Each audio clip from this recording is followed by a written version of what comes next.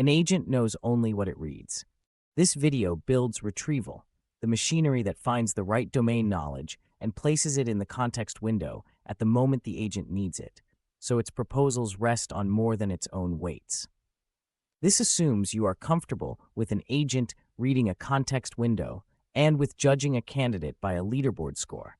Here's the ground we cover: the retrieval problem and why keywords fall short, embeddings and cosine similarity, nearest neighbor search and the index that serves it, contextual retrieval in stackable steps, the full pipeline, and retrieval's real job, grounding as a constraint you measure.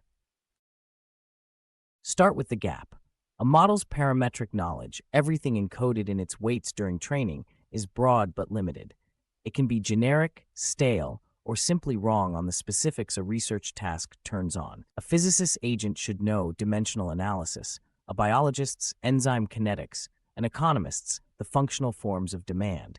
None of that can be assumed to sit reliably in the weights.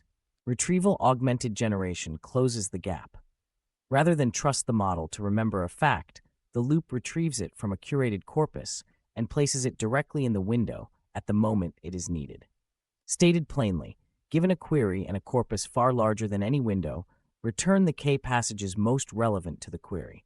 One caution: retrieval is not automatically the right tool. When the whole relevant corpus fits comfortably in the window, loading it can beat retrieving from it, because then no passage can be missed.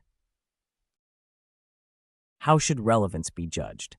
Classical retrieval matches keywords. It returns passages that share words with the query. It breaks on vocabulary mismatch.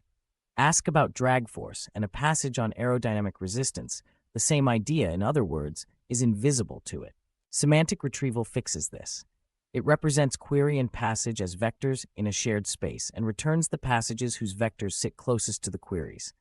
Two passages about one concept have nearby vectors, even with no words in common. In practice, you rarely choose. A hybrid index runs keyword and semantic search together and merges their results, and the contextual technique we reach shortly sharpens both at once. That shared space is built by an embedding. An embedding is a function that maps a text passage to a vector of real numbers, a point in a high-dimensional space.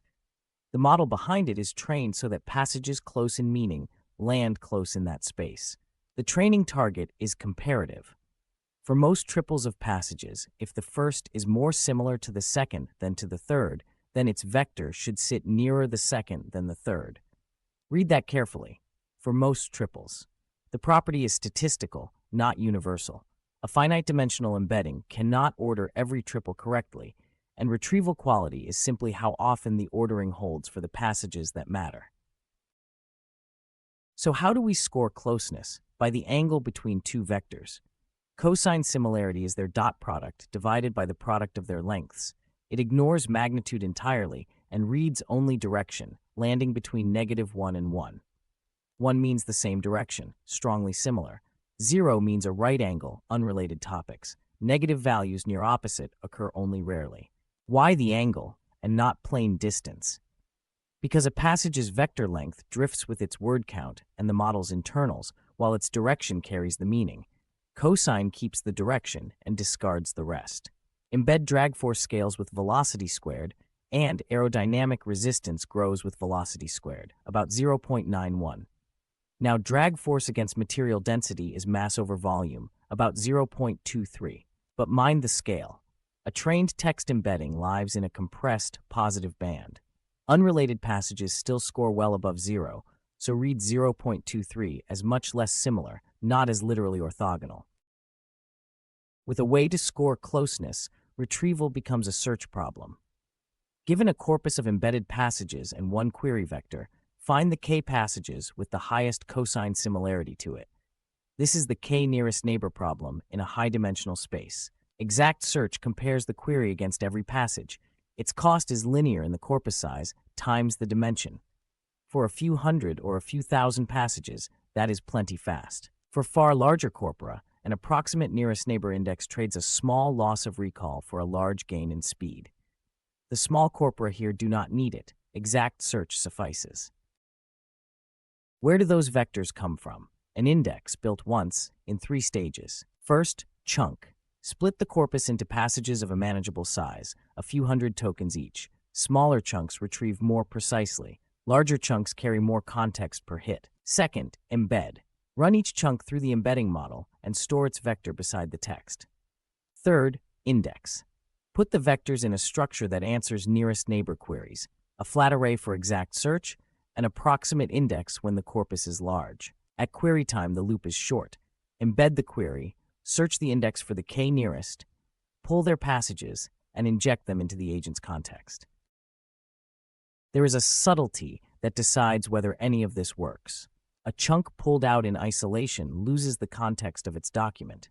A passage reading, the growth rate falls to 0 at high density, never says which population, which model, or under what assumption. Its embedding is ambiguous. Contextual retrieval repairs this. A language model writes a short, chunk-specific description of the surrounding document and prepends it to each chunk before the chunk is embedded and indexed. The enriched chunk feeds both the semantic index and the keyword index, so the two reinforce each other, and the payoff is measurable. On the source's benchmark, contextual embeddings alone cut retrieval failures by about a third. Adding contextual keyword matching reaches about a half. A second stage goes further. A re-ranker takes a generous first pass, say the top 150 by vector similarity, and rescores each candidate with a more expensive model, keeping only the best few. That reaches about 2/3. The exact numbers are benchmark specific and will move. The shape is the point. Each stage lowers the same measurable quantity, so retrieval quality is a score you raise in stackable steps, not a knob you tune by feel. Put the pieces in order, and you have the retrieval augmented pipeline. Offline, once the corpus is chunked, embedded, and sealed. That store is built ahead of time and frozen, the same build-once discipline that keeps a held-out set honest. Online per query. The agent forms a question from its task. The question is embedded, matched against the index by nearest neighbor search, and its top passages are injected into the context. The model then reads an augmented context and proposes an answer conditioned on the retrieved knowledge. Notice where quality is decided, at the search step.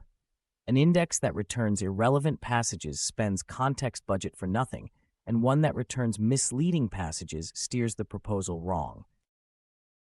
What actually goes in that corpus? For grounding a model discovery agent, domain notes organized by field, common functional forms, dimensional analysis rules, typical parameter ranges, known constraints. A single entry might describe logistic growth, the closed form for a population under a carrying capacity, and a note that the growth rate has units of 1 over time. Hand the agent data from a population experiment, and retrieving that one passage delivers exactly the prior it needs to keep its proposals plausible. Now the chapter's real claim. Grounding moves the leaderboard. A retrieval-augmented agent proposes better candidates not by magic, but because it is constrained to the space of scientifically plausible models. Grounding works as a constraint. It constrains in two ways. Form seeding, retrieved forms, logistic power law, exponential decay, seed the proposals. Instead of arbitrary polynomial combinations, the agent varies known plausible forms. Dimensional filtering, retrieved units rule out the inconsistent. If the target is a rate in 1 over time, and a proposal comes out as mass over time squared, the mismatch is caught and the proposal discarded before any fitting.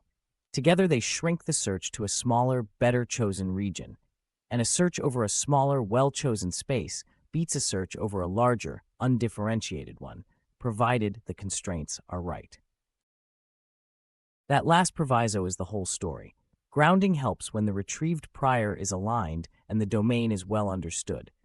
It hurts when the prior is irrelevant, misleading, or simply too strong. Take a dataset from Gaussian decay times and oscillation, a form that rarely appears in corpora organized around named laws. If the corpus holds no such entry, retrieval returns the nearest match, perhaps a plain exponential decay, and steers the agent away from the truth. Here the ungrounded agent wins. Which case you are in cannot be assumed in advance, so you measure it. A grounded versus ungrounded comparison, run on more than one dataset, quantifies the trade-off instead of presuming it, the same honesty you would demand of any score. A dataset where grounding helps and one where it hurts, analyzed together, Build the intuition for when retrieval adds value. Retrieval on one card. The gap. An agent knows only what it reads. Embed, meaning becomes a vector. Search the nearest passages by cosign. Ground, retrieved forms and units constrain the proposals. Measure. An ablation says whether it helped. And the idea to carry away. Retrieval grounds an agent in what its weights do not reliably hold. And grounding is a constraint, so treat it as one. Measure whether it moves the leaderboard. Never assume it does.